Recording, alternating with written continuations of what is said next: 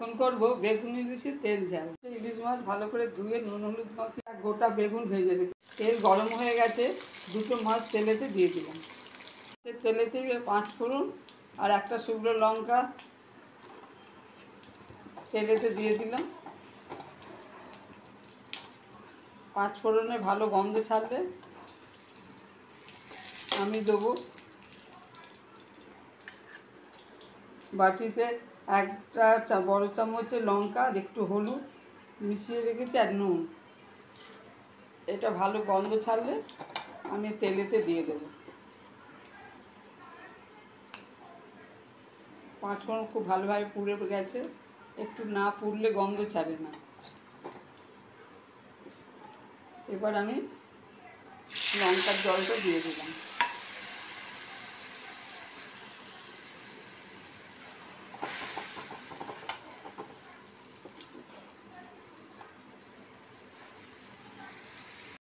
আর কিচ্ছু দেবো না।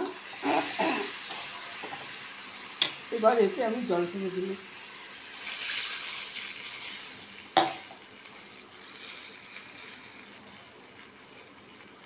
ঝোলটা ফুটছে, আমি মাছ আর বেগুনটা দিয়ে দেবো। এতে কোনো মশলা ব্যবহার করব না, বেশি মশলা দিলে তাহলে ইলিশ মাছের গন্ধটা থাকে না।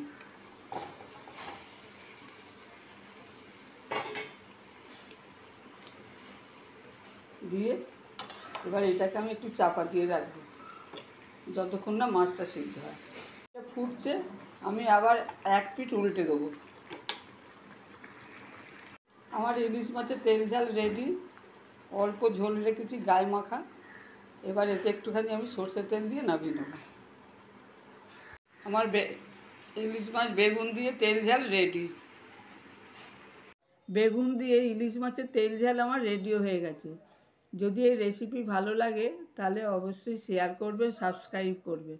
আমি এই মাছের রান্নাটা খুব কম উপকরণ দিয়ে করেছি, আর কারণ বেশি উপকরণ দিয়ে করলে মাছের টেস্ট থাকে না। যদি ভালো লাগে তাহলে আপনারা আর একবার নিজেরা তৈরি করে দেখতে পারেন।